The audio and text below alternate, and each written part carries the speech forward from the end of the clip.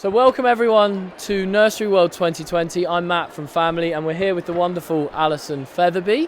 Alison has had a number of positions in the early years, starting out as a nursery nurse and now working as an independent consultant who's passionate about CPD and making sure it's applied well in the early years. Alison, thanks for being here. Hello Matt, lovely to see you. I think a great start is on that conversation about continuous professional development. And where do you think we are with training in the early years right now across the UK? Is it in a good state or is there some things that you're worried about maybe? I think because we've had many funding issues, one of the first things to go is always your continued professional development. And that's quite sad because obviously we need to continue that and we need to develop and deepen our practice all of the time. So sadly, because it's become a sort of a paid for service, many local authorities aren't providing the free training that they once did, and they are having to find ways to create their own business, and they're charging now for training. So there's not as much free training out there as there once was. So that's left to providers to think, okay, so let's look at what statutory stuff do we have to do in order to comply with the EYFS. And sort of the nice sort of fluffy stuff, they're not really tending to book onto and invest in because of money. So what sort of things do you find that people tend to choose to invest in rather than some of the more important stuff that they end up kind of leaving by the wayside? Well, clearly safeguarding and welfare, and that should always be at the top of anyone's agenda. And lots of that is around leadership and management as well. I think what we're seeing is people with the new Ofsted inspection framework, we're seeing people maintaining those judgments, personal and behaviour, and the leadership and management one is that there's much more of a deep understanding of exactly what's going on, because we are really responsible as leaders and managers to develop our team, and that's what we need to do.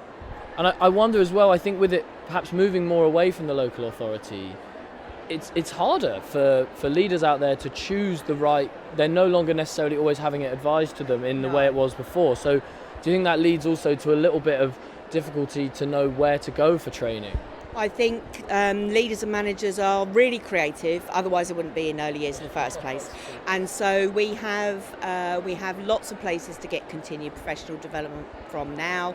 We have loads of people doing some online stuff, which is really good. We have some great blogs. We have some great podcasts that I'm particularly a fan of.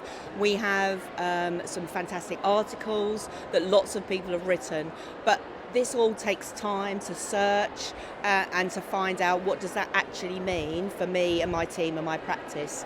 So because I think those leaders and managers are time poor, there isn't enough time, there's not enough time to look at in depth at what's available and sort of pick and choose what you need for your team.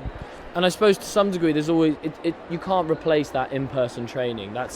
You need that really at the end of the day. Absolutely. I mean, I'm obviously a fan of face-to-face training because it allows you to have that discussion and that debate around maybe contentious issues.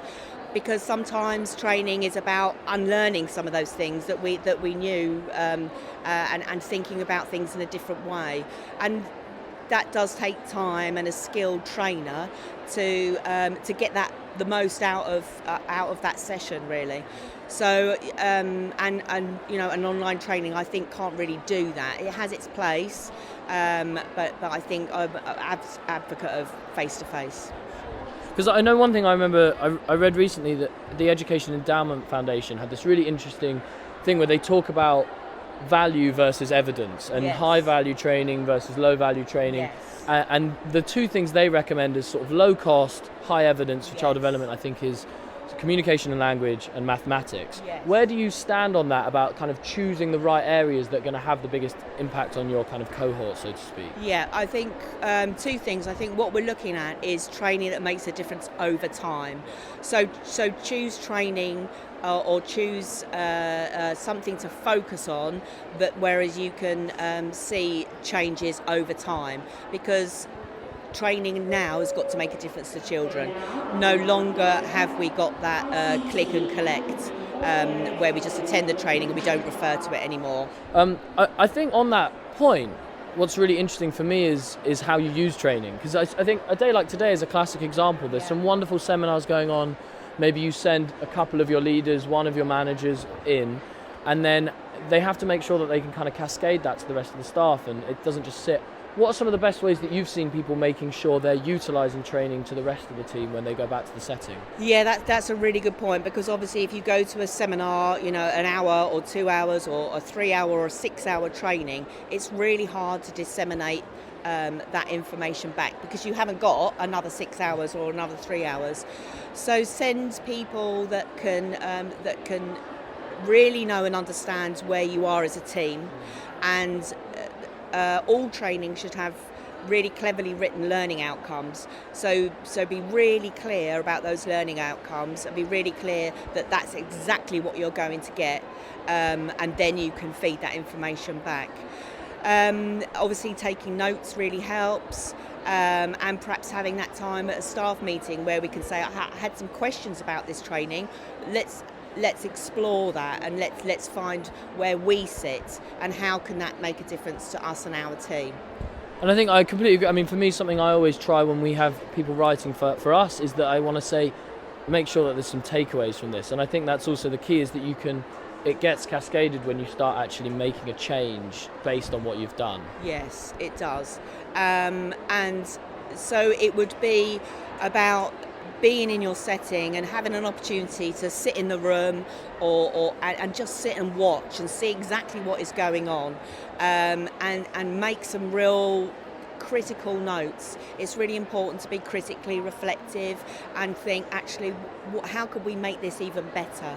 How can we deepen our practice? And a big thing is about dosage, so that's every member of the team all really working together. Because I think if you have one or two members of the team, whether they're new or they're inexperienced, and then they're not really on board, if you like, then that sends out inconsistent messages to children, and children are really good at picking that up.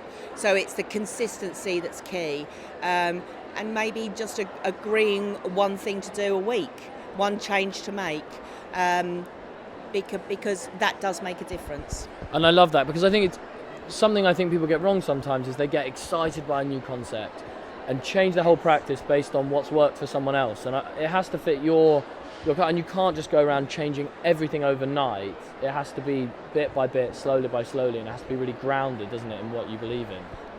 We really have to know our team.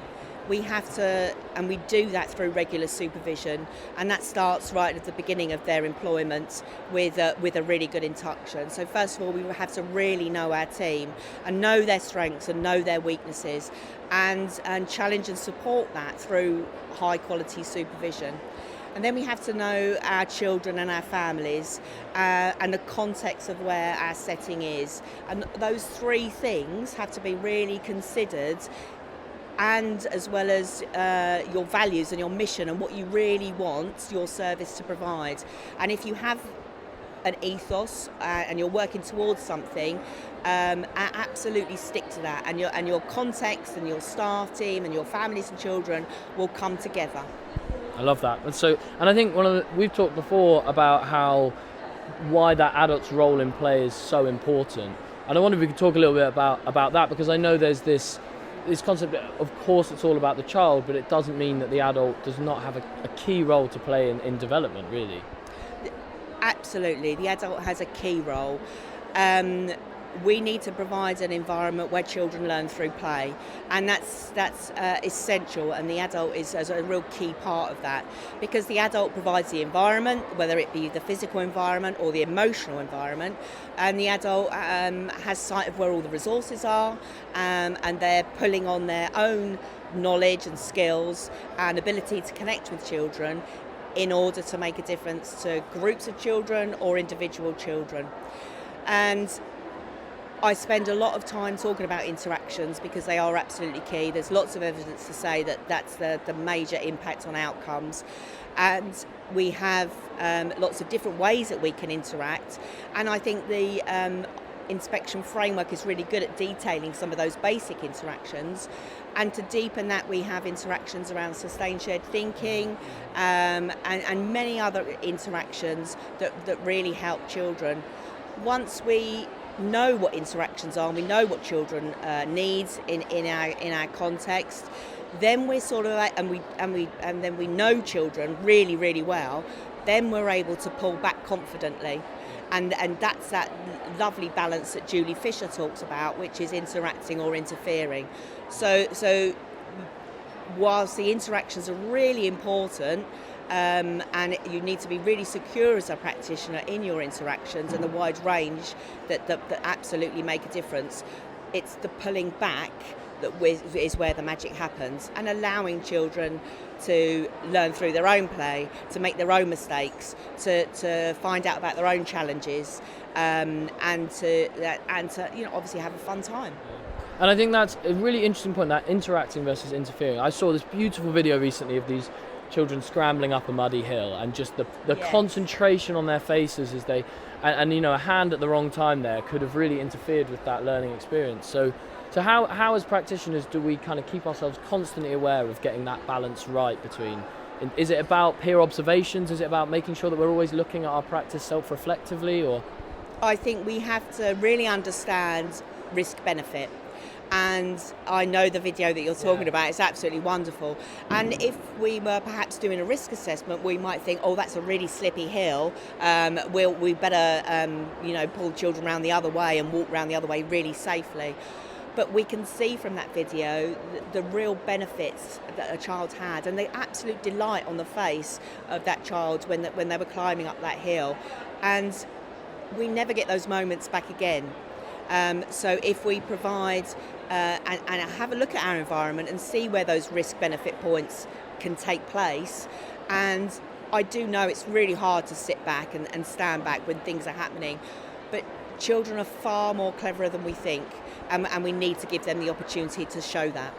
That's fantastic. And another thing that you're working on recently is you've been working with Louise Lloyd-Evans at Sustainable Nurseries Against Plastic. That's right. Do you maybe want to tell me a little bit about your journey with sustainability and how you kind of became to be involved with her and her project?